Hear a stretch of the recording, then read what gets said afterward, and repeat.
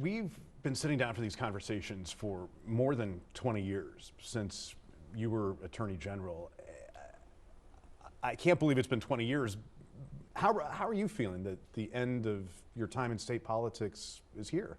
Well, it's poignant in some ways, but I'm also feeling great because you think about the chance that I've had to wake up every single morning for the last 8 years and lead the state that I love so much. It's been an extraordinary honor and privilege, and I've taken it seriously. Every single day I've worked to make North Carolina better, and I'm grateful for the people having given me that opportunity. What will you miss about all this? You know, I'm going to find some other public purpose, but I think being able to move the needle. Because when you think about it, when I took office 8 years ago, we were under the shadow of the bathroom bill. We had businesses that were deciding not to come to North Carolina and entertainment deciding not to come. And we were able to turn that around, and we've continued to rank very highly in the top states for business. For the last 5 years, we've been in the top 3 states, twice #1. We've netted 640,000 new jobs in the last 8 years. We've gotten almost 600,000 more people health insurance. Being able to move the needle like that and to make a real difference in the lives of people with the help of extraordinary public servants who work in state government, that's been exciting, and I'm sure I'll miss that. You've been a great ambassador of North Carolina on the world stage, when you travel internationally, domestically here across our country as well. What do people tell you about North Carolina? What's the feeling people have about what we have now in North Carolina? You know, it's extraordinary. Many places that you go in the world, and certainly across this country, people have some connection to North Carolina. Mm-hmm. Either they served here in the military, or they vacation here, or they've done some stint of work here. We're the 3rd fastest growing state in the country right now. We will soon be 8th in population in the country. A lot of people went to school here. We have the greatest array of public and private universities in the country. So what I hear from people is fondness for a state. They love North Carolina. A lot of people want to retire here. A lot of people want to come here to start their business and to innovate. We are so fortunate to live in a state like North Carolina.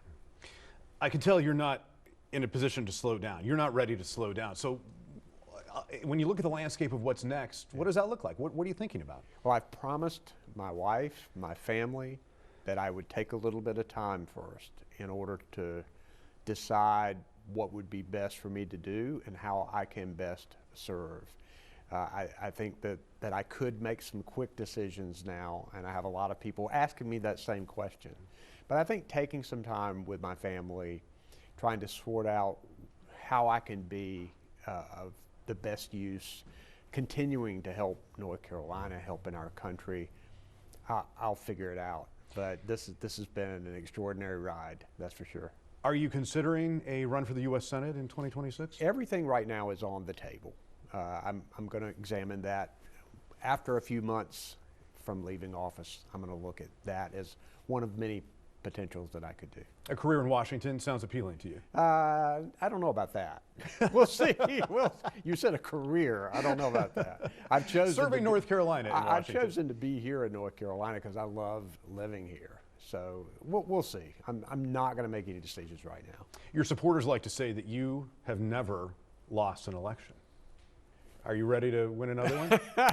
Well, I'll tell you, it's because I've had wonderful people working with me.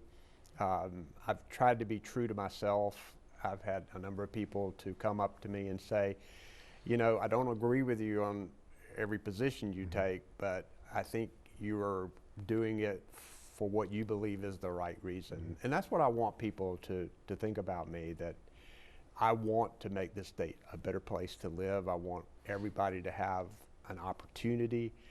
I want us to try and come together whenever we can in a bipartisan way and to try to find common ground, which is increasingly more difficult. I think once you swipe away all of the partisanship, we have so much more in common than not.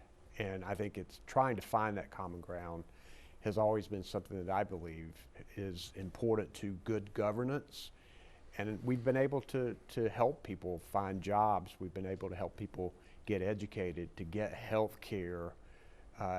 We live in a state where people want to be, and that's a positive thing. Is that approach you're talking about, is that why you've been successful? You don't strike most people as a deeply partisan guy. Well, I think, I've had support from people in both parties, and I think the fact that when you get down to it, families want their kids to get a good education. They want to be able to take care of their parents and grandparents when they get old. They want a good paying job, secure retirement, clean air and water, and those are things that we all want. And part of state government is helping to ensure that those things can happen. And we've worked very hard to make sure that people have had those opportunities in North Carolina. What advice are you giving Josh Stein about navigating this job? So he will be a great governor. I recognized his talent very early by hiring him when I was Attorney General. I hired him to head my Consumer Protection Division, which was so important to protect everyday people against scam artists and corporations that were trying to take advantage of them. He did an extraordinary job. He did well in the state Senate. He's been a great Attorney General. My advice has been to be persistent, never ever give up. Like with Medicaid expansion, we fought for that for years, and there were times when we could have just said, let's go work on other things, because the doors kept slamming shut in most routes that we would try to take.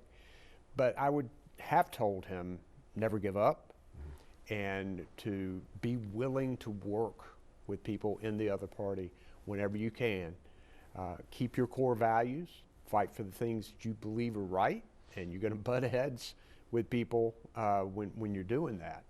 But oftentimes there are ways you can find common ground, and I believe that he will be that kind of governor. You worked hard to get Vice President Harris elected president. What's your theory about why she lost here in North Carolina and across the country? It was disappointing to me, for sure. But I think she bore the weight of incumbency at a time when people wanted change. And that's hard to shake, even though I believe that she would have brought some change as well. This was a change election. And what we have to do now is to work hard to preserve our democracy. I would tell governors, I spent 4 years with Donald Trump as president when I was governor. He's got to try to work with him when he can, but stand up against him when he has to. And he'll be making those choices as all of those issues arise, which I'm sure they will. Why did you remove yourself from consideration to be the running mate to Kamala Harris? Well, there was a lot of decisions and conversations with my family. I also knew that we had a lieutenant governor who may try to cause problems when I was out of state campaigning. And, with this Hurricane Helene that hit right toward the end of elections, I'm glad I made that decision, because I'm glad that I was here in North Carolina to help lead those recovery efforts that are still ongoing. You're a big sports fan. I sure am. You've talked about the prospect of getting Major League Baseball here in Raleigh. Yeah. Could you be the guy to get baseball here to the Triangle? Well, I don't have enough money, but there are a lot of people who do. And I think people would be interested in Raleigh, Durham, Chapel Hill area as a market for Major League Baseball. I mean, it's the one professional sport team that we don't have. We got the Hurricanes and the Panthers and the Hornets and Charlotte FC and soccer and the Courage. but we don't have Major League Baseball. That would be exciting if we could get it. You were in Greenville today talking about Medicaid expansion, celebrating 1 year since that took effect. Take us behind the scenes. It was a 10-year-long effort for you to get that across the finish line with Republicans. What happened in your private conversations that convinced people in the legislature to accomplish this? Well, we started out with Medicaid expansion being part of Obamacare, which meant it was a political block because President Trump, for example, tried to get rid of Obamacare during his entire 4 years as president. But what we did was made sure that the constituents of Republican legislators who were continuing to block this told them how important it was. So we ended up having Republican tough-on-crime sheriffs coming to the legislature to lobby for Medicaid because they knew that a lot of people in their jail needed health care and not handcuffs. We had Republican county commissioners coming to the legislature to say, our rural hospitals are going to close if you don't pass Medicaid expansion. We had small business people saying, we don't have enough money to provide health insurance for a lot of our employees, so we need Medicaid expansion for working people. Finally, at the end of the day, we were able to get it done. It's interesting that I went from in my very first weeks as governor getting sued by legislative leaders for trying to expand Medicaid to, in 2023, welcoming those same legislative leaders to the governor's mansion to sign the Medicaid expansion bill that we had asked for. And I think that at the end of the day, reason won out. We were turning away $521 million a month that could come and help insure North Carolinians in federal tax money that we were already paying to Washington. It made too much sense. And at the end of the day, it finally worked. What did you hear from people in Greenville today who are benefiting from this? Oh, they're so excited. And in fact, we heard from people whose lives had been changed completely because they now have health insurance. We've also been innovative, not just in expanding Medicaid, but one thing we found out is a lot of the people were glad they finally had insurance, but they had tens and sometimes hundreds of thousands of dollars in medical debt. So we've come up with an innovative way in North Carolina that we've been putting in place for the last few months that's going to get rid of $4 billion in medical debt for more than 2 million North Carolinians. A lot of other states are asking us for that roadmap. That's innovative and something that we know is going to change their lives for the better. So we're continuing to, I started out with my CEO mission for North Carolina to have a state where people are better educated, where they're healthier, where they have more money in their pockets, and they have opportunities to live lives of purpose and abundance. That's my mission. And Medicaid expansion played a large role in helping us to complete that mission because everything my administration did, we worked toward those goals. And when you think about Medicaid expansion, help people be healthier. You can't really get a good education without being healthy. You can't have a good job to make money for your family and put that in your pocket without being healthy. So a healthier North Carolina is a way to get this mission accomplished for sure. Are you satisfied with your accomplishments over 8 years? Are there things on the list that you wish you had been able to get done? Well, these accomplishments have been our entire administration and a lot of people working across the state. While I've been governor, I've been grateful for all of them.